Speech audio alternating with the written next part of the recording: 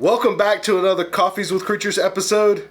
I'm Trey, and I'm your usual host, and you might see that I've brought a special guest, McKendrick, with me, and a third special guest, the guest of the hour. This is Nugget. Nugget is, of course, a bearded dragon, and today we're going to be talking about bearded dragons.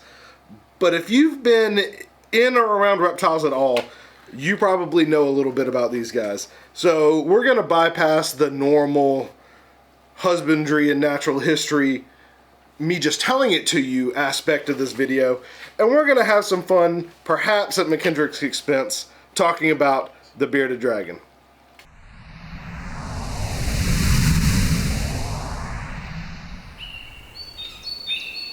As we've said in videos in the past, the idea behind Cold Blooded Caffeine came mostly from my side in my experience raising, keeping, and breeding reptiles over the past decade or so. And McKendrick's contributions tend to be more on the business side.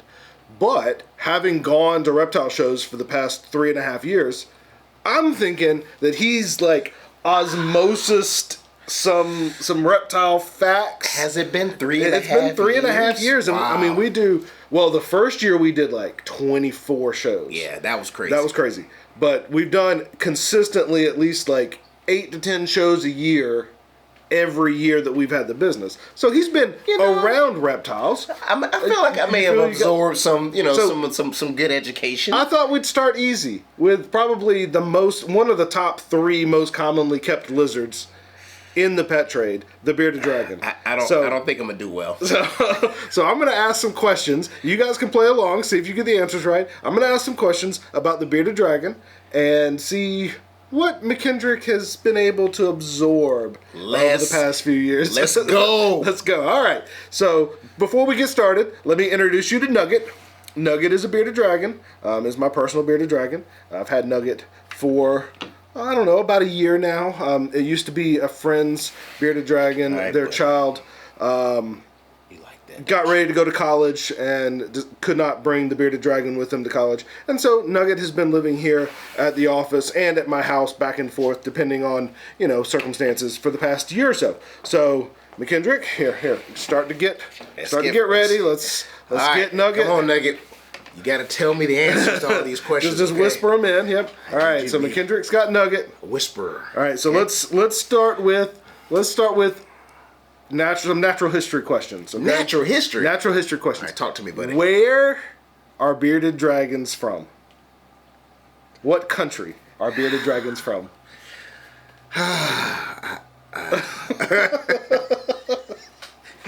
What do they look like? I'm failing. What kind of? This is a bearded dragon, ladies and gentlemen, and they are native to.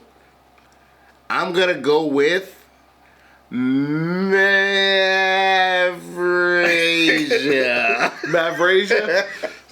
It's somewhere in there. Somewhere between. So let's start with what do you think? What habitat do they live? Are they rainforest? Are they desert? Are they mountain? Are they what kind of habitat based on their skin and all that kind of stuff? What do you think? I suck at this. This is not going well. That's what I think. Mountains. Okay, no. I did that on purpose. Okay, you wanted to. Okay, so they live in an arid environment. They're a desert or a high heat type animal. And do you want to guess now what country they come from? What? How about continent? Let's start with Africa. No, that is incorrect. It does start with an A though. Australia, which also narrows down to the country as well. So we'll give you 2 for 1. That's bonus points. Australia. Ding, ding, ding. These guys are from Australia. In particular, the Centralian bearded dragon are from the central parts of Australia. There are also several different species. Why you didn't tell me that? He was just laughing at your expense. Nugget, you got to work with me. There are several different species of bearded dragons. Probably the most commonly kept one in the pet trade is this one, the Centralian, the central bearded dragon. Okay. From Australia. Yes, that's the important part. Why do you think they're called bearded dragons? Well, I mean, That was a softball. Yeah, I'm trying to help you There's out some here. similarities here. Look at there. Yeah. Look at that. Look at that right there. Look. So, an interesting fact about bearded dragons is they can actually puff up that beard when they're threatened, or if they're trying to display for a mate, or if they're trying to like fight off a rival or something. They can actually expand that beard, and it'll go really, really dark or really black. So they out here flexing. So they flex. They flex. Use that beard to flex. So I'm talking. Me too. That's exactly the same thing. Man, I might be from Australia. All right. Next up, based on this hulking body, what do you think bearded dragons eat? That's an interesting question, right? So, is he grown? This is an adult male, yes. Adult male. Yes. Okay. Fruit. No. Veggies. That's literally probably the only thing that they don't eat. Okay, so think about outback of Australia. What are these guys eating? They do eat veggies. What else? Oh, they probably eat like I don't know, like insects or small insects. Yeah. Okay. So they're opportunistic omnivores. So they'll eat pretty much anything. The only reason I said no fruit is because there just doesn't. There's not any there. Yeah. So,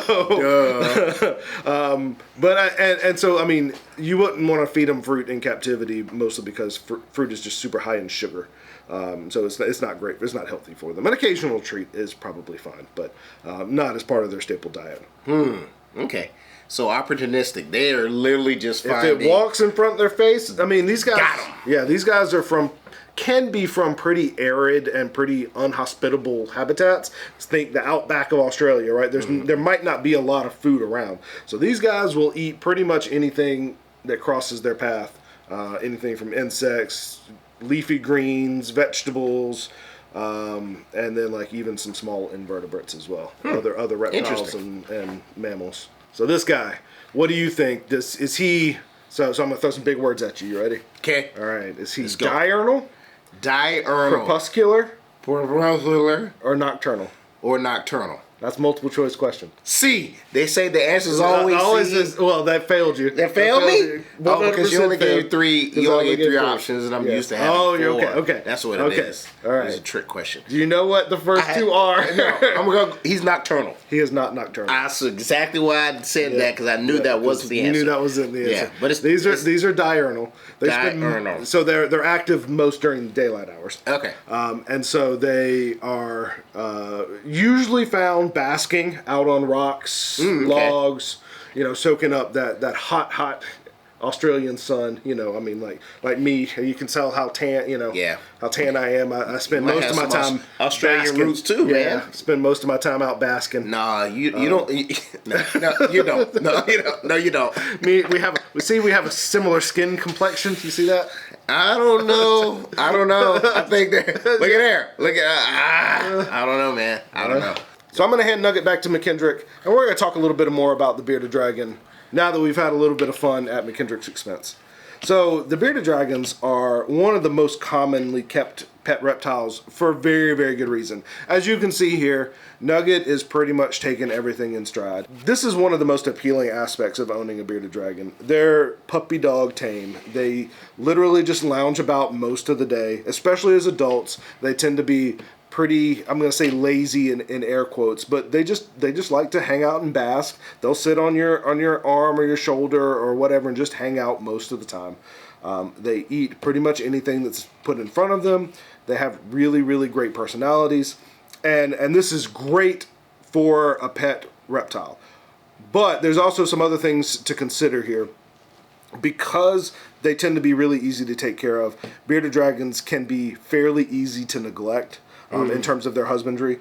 So just because they just go with the flow with pretty much everything you give them, they don't always kind of tell you when something's wrong. Maybe like other reptiles will. They can be really resilient to poor care. So it's even more important to pay attention to that and make sure that you're giving them the proper heating, the proper lighting, the proper diet, all that kind of stuff so that they can live a long and healthy life.